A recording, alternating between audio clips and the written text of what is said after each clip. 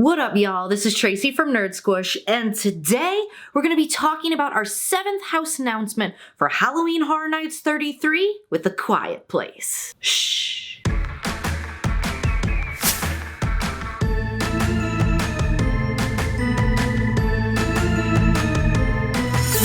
We all knew it was coming, but it is official. Our first IP of the year is A Quiet Place. So let's take a look at the description and the video that was released along with this announcement. Silence your screams if you want to survive the terrifying post-apocalyptic world.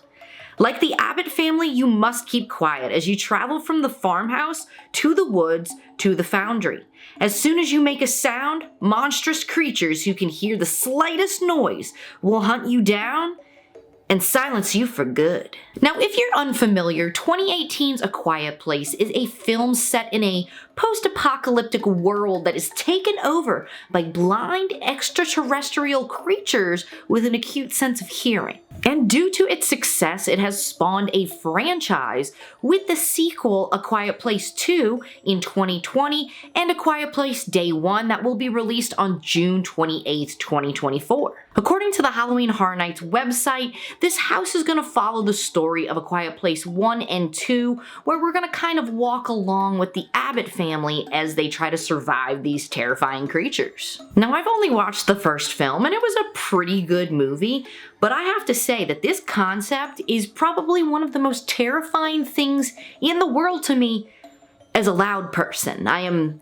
incapable of being quiet, so you know I'm gonna get killed off first. Silence is honestly my worst nightmare. When I first heard the rumors for this speculation for A Quiet Place to come to Halloween Horror Nights, I was kind of meh, even though I enjoyed the movie. When you think about houses at Halloween Horror Nights, you think big and extravagant. As you walk through houses, it feels like your senses, all of them, are just being attacked. What you hear in these haunted houses is just as important as what you're seeing. That being said, it seems kind of weird to take a story in an environment that is just quiet and putting that into a house. Like, just imagine all the Halloween Horror Nights houses that you know and love and you've been through, and just imagine going through them in silence. It's awkward.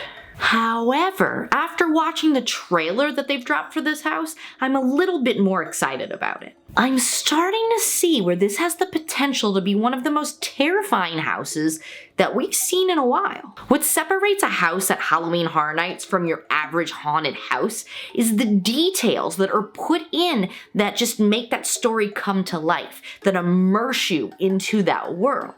So for this house, I see them playing around with your senses and totally disorienting us. One of the best examples I can think of this is 2019's Graveyard Games. Okay, so one of the last final rooms or scares of the house, you were put in a pitch black room. Can't see a thing. But they have this recording, this audio of this little girl saying, "Play with us." And they're really messing with your spatial awareness here, because like you're hearing the audio as you're walking, and sometimes it sounds like that little girl's voice is like right next to you, and other times it's very far away, and it keeps switching back and forth, so like you don't know where you are, where this character is, or what's about to happen next. And it was terrifying. So I'm really hoping that they can torture me with the senses once again with A Quiet Place. Imagine walking around in a dark space as you hear guttural growling and haunting sirens and footsteps. I mean, did it give you goosebumps just hearing that? Because I'm there. This is spooky. So what are your thoughts on this house? Is it yay or meh? Let me know in the comments. Now, besides this first IP announcement, there are some other updates and things going on with Halloween Horror Nights that I do want to mention.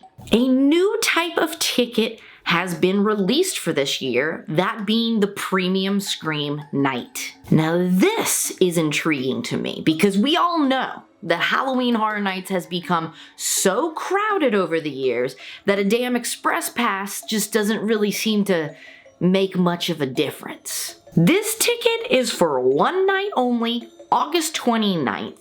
And what this gives you is basically you're getting the park at a lower capacity, okay? Limited numbers.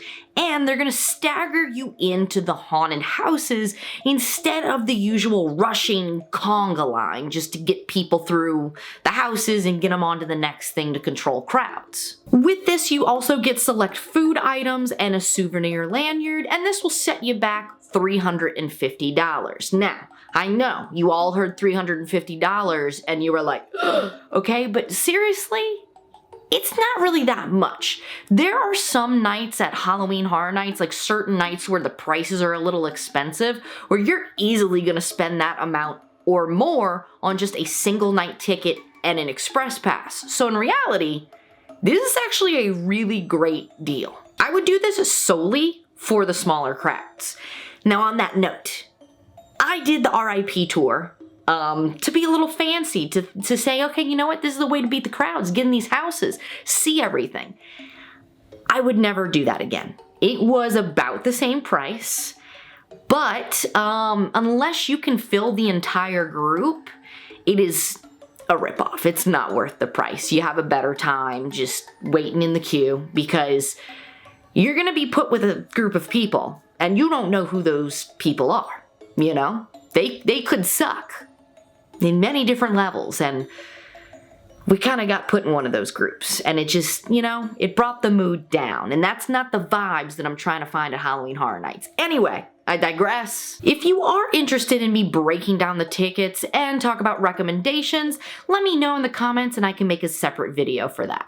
And the other thing that I want to talk about is that there was a third speculation map dropped from Horror Night Nightmares. Now, I did not make a separate sole video for this because there wasn't a whole lot to report on.